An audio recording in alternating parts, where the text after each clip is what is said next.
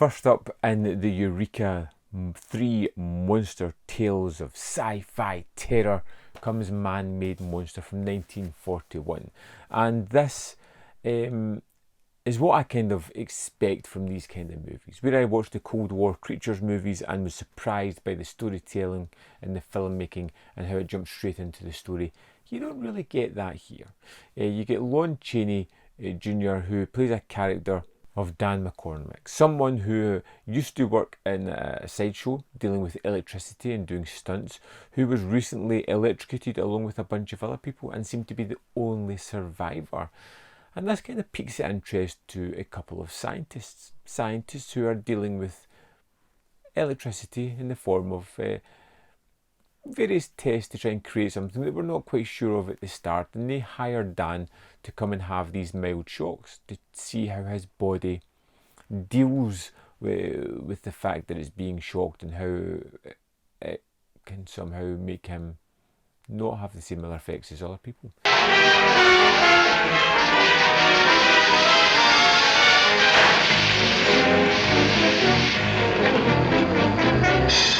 And Dan is a kind of character, is a happy-go-lucky character at the start, just happy to have a place to stay, food to eat, a job that's remarkably easy. But you've got two scientists here who are polar opposites. We've got one who wants to just test the boundaries ever so slightly, and we've got one who wants to shatter them completely. And when our kind of tentative scientist goes away for a while, our mad scientist, shall we say, decides to take things into his own hand and starts to really ramp up the tests on Dan, causing him to become a man-made monster, a creature that's filled with electricity that's going to be unstoppable until he runs out of power or is stopped.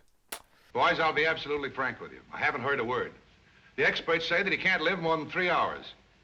Yeah, but for a movie that's just 60 minutes, 1 hour, it doesn't waste any time in getting into the plot and kind of showing us the characters that we liked. And I did like Dan a lot. I thought he was a really kind of heartwarming, just everyday man, someone that you kind of liked, someone that has this tolerance for something and is manipulated and changed and abused by other people within his life. I like the fact that there's an almost kind of love story there at one point, but it kind of fades away into just a friendship, which was an interesting tact, something I wasn't expecting.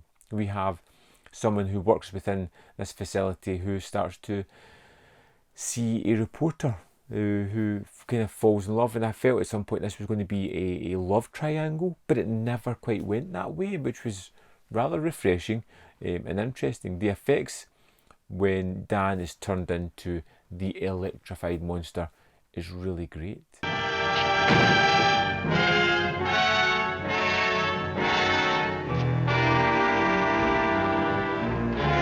I quite like the deterioration of Dan as well, as he slowly becomes less human and becomes more tired and lethargic and can't cope without the electricity anymore. He needs that to survive. It's a fun film. It's one that shows Lon Chaney Jr. As great as he is. We've seen from the Inner Sanctum tales that he can do these type of movies. They're fun, they're throwaway, they're almost forgettable in somewhat fashion, not as good as the Inner Sanctum movies as yet. I've still got 2 other films to move on to here in this one, but I was pleasantly surprised by the Man-Made Monster. I liked the characters, I liked the story, I liked the fact that it was a mad scientist, someone that was really trying to push the boundaries of his chosen field that caused everything. The destruction of a man and of himself was a nice parallel within the film. You mean you deliberately destroyed him? I killed one human life in order to prove one great scientific truth. I liked Man-Made Monster. Wasn't great. It was a fun watch, easy watch at 60 minutes, and one I would definitely recommend. Can't wait to move on to next, the Monolith Monsters, which hopefully will be at least as good as this one. As always, I'd love to know your opinion of the movie. Let me know in the comment box below your thoughts.